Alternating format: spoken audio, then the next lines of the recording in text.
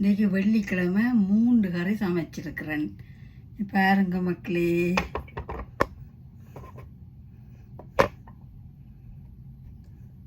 சூப்பராக வந்திருக்கு. முருங்கைக்காய் உருளைக்கிழங்கு கறி, வெண்டைக்காய் பொரிச்ச குழம்பு, பீட்ரூட் கறி.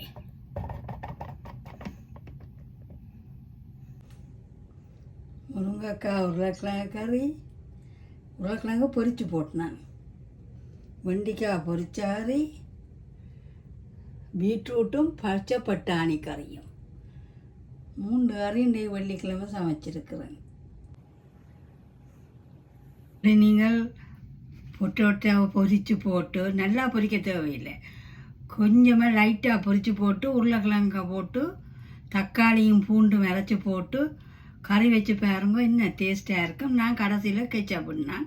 உங்களுக்கு விருப்பம் வேண்டால் நீங்கள் பழப்புளி விட்டு கொள்ளலாம்.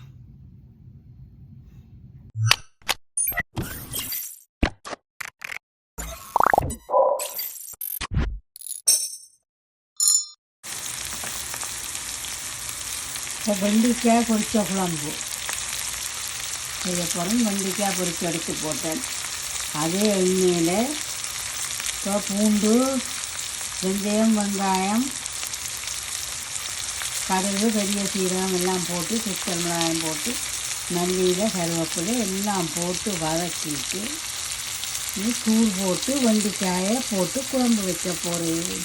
வாழ்ந்த மக்களே, நீளமாக இப்படி தக்காளி போடாமல் வெங்காயத்தை வெட்டி பொரித்து வெண்டைக்காயை இப்படி குழம்பு வச்சா வெண்டைக்காய் கொஞ்சம் கூட்டு பிடிக்கும்.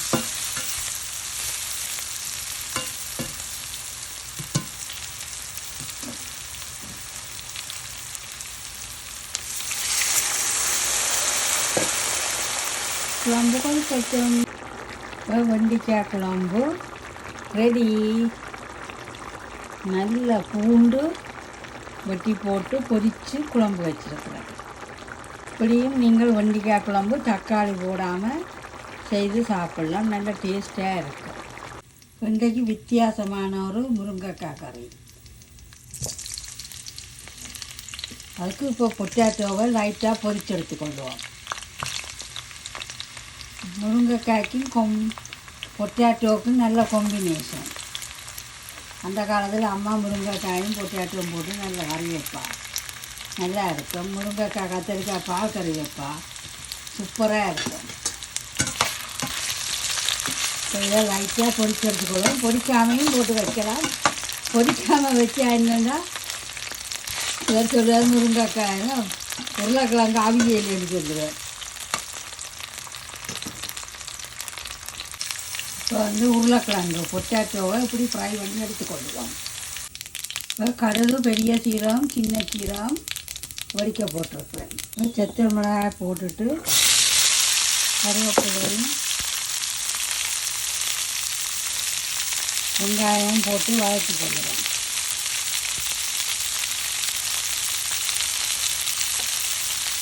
பூண்டு ஏற்கனவே தக்காளியும் பூண்டும் அரைச்சி வச்சுருக்கிறேன்.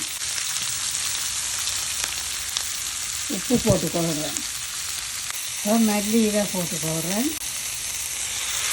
அரைச்ச பூண்டும் தக்காளியும் போட்டு வதக்கி கொள்ளும். இப்போ வெங்காயம் தக்காளியெல்லாம் வதங்கினோடனே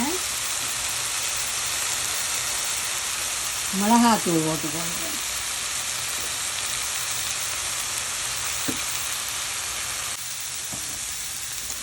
இப்போ பொரிச்ச உருளைக்கிழங்கும் முருங்கைக்காயும் இப்போ தண்ணி ஊற்றி அவிய வச்சுக்கொள்ளும். ஏற்கனவே உப்பு வெங்காயத்துக்கு போட்டு வதக்கினா பார்த்து போட்டுக்கொள்ளலாம்.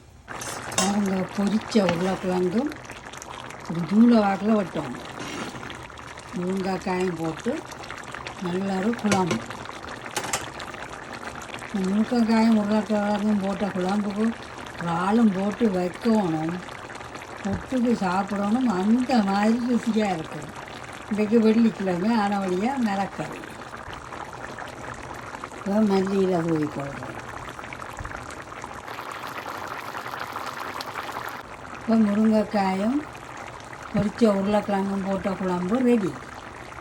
இப்படி நீங்கள் ஒரு முறை உருளைக்கிழங்க பொரித்து போட்டு முருங்கைக்காய் கறி வச்சு பாருங்கள், நல்ல டேஸ்ட்டாக இருக்கும். ஆனால் தக்காளியும் பூண்டும் அரைச்சி ஊற்றினா தான் அந்த குழம்பு வந்து தடித்து வரும். வணக்கம் மக்களே, நான் இன்றைக்கு ஒரு புது கறி, அதாவது புது ரெசிப்பி, முருங்கைக்காயும் பொரித்த குழம்பும் போட்ட ஒரு கறி, வெண்டைக்காய் பொரித்த குழம்பு, பீட்ரூட் கறியோடு வந்திருக்கிறேன். வீடியோ பார்க்குற நீங்கள் ப்ளீஸ் சப்ஸ்கிரைப் பண்ணி லைக் பண்ணி கமெண்ட் பண்ணுங்க. எனக்கும் ஒரு சந்தோஷமாயும் இருக்கும். இப்படி கூட வடிவாக சமைச்சு காட்டி இருக்கிறேன். நீங்களும் இது போல் சமைச்சு சாப்பிட்டு பாருங்க. இதெல்லாம் அந்த காலத்தில் எங்களுடைய அம்மா இப்படித்தான் சமைப்பேன். 50 வருஷத்துக்கு முதல் அப்படித்தான் நானும் பார்த்து பழகி சமைச்சிருக்கிறேன். சப்ஸ்கிரைப் பண்ணி லைக் பண்ணி கமெண்ட் பண்ணுங்க. தேங்க்யூ மக்களே. கொஞ்சம் கெச்சப்புன்னா நான் பழப்புளி விடையில் பாருங்க, கறி வந்து எண்ணெய் பிறந்து வந்திருக்கு. நல்ல வடிவாக எண்ணெய் பிறந்து வந்திருக்கு. ஓடி உரியிட்டு அடுப்பில் கொஞ்சம் நேரம் விடணும் கறியை. வெள்ளைக்காரன் மாதிரி பூண்டை முதல் எண்ணெய்க்கு போட வேணும். அப்போ பூண்டில் இந்த எண்ணெய் வந்து கொலஸ்ட்ரால் எடுத்து போடும். இப்போ பெரிய சீரகம், சின்ன சீரகம், கடுகு, வெந்தயம் போட்டுக்கொள்கிறேன். பச்சை மிளகாய், செத்த மிளகாய், வெங்காயம், உப்பு, கருவேப்பிலையும் இதோடு சேர்த்து வதக்கினாத்தான் நல்ல வாசம் வரும். இப்போ நான் ப்ரெஷர் குக்கர்லாம் பீட்ரூட் கறி வைக்கிறேன்னா அப்போ தான் நல்லா பீட்ரூட் அவியும். 5 விசில் விடுவேன். பீட்ரூட்டும் பச்சை பட்டாணியும் போட்டுக்கணும். நல்லிலையும் இதோட தூவி போடுவேன். இன்னும் பீட்ரூட் பலம் காட்டும். சில்லி பவுடர் போட்டுட்டேன். தண்ணி ஊற்றி 5 விசில் விட்டு கொள்ளுவோம். ப்ரெஷர் குக்கரில் அவிச்சு கொள்ளுவோம். பீட்ரூட்டும் பச்சை பட்டாணி போட்ட கரைக்கி லெமன் விட்டுக்கொள்ளுவோம். மெட்ராஸில் இருக்க அண்ணா நகருக்கு போவோம். ஒவ்வொரு நாளும் பின்னேரம் போனால் அல்லது சண்டேஸில் போனால் 10 ரூபாய்க்கு பீட்ரூட்டும் பச்சை பட்டாணியும் போட கட்லெட் சுட்டு தருவினோம். சூப்பர் டேஸ்ட்டாக இருக்கும். அண்ணா நகர் ரவுண்டானாவில் கனரா பேங்குக்கு பக்கத்தில் இருந்தது அந்த கடை. சரியான சனம். அங்கே போய் இந்த பீட்ரூட் கட்லெட் சாப்பிட்றதுக்காண்டி நிறைய சனம் போகும். நல்ல வடிவாக சைஸாக வெட்டி வடிவாக செய்வினோம். இந்த கட்லெட் வந்து பீட்ரூட் நல்ல டேஸ்ட்டாக இருக்கும். இப்போ எனக்கு அந்த அண்ணா நகர் பீட்ரூட் கட்லெட் வந்து 25 வருஷத்துக்கு முன்னாடி நாங்கள் அங்கே போயிருக்க சாப்பிட்ட ஞாபகம் வருது. இந்த பீட்ரூட்டும் பச்சை பட்டாணி கறியும் வச்சது.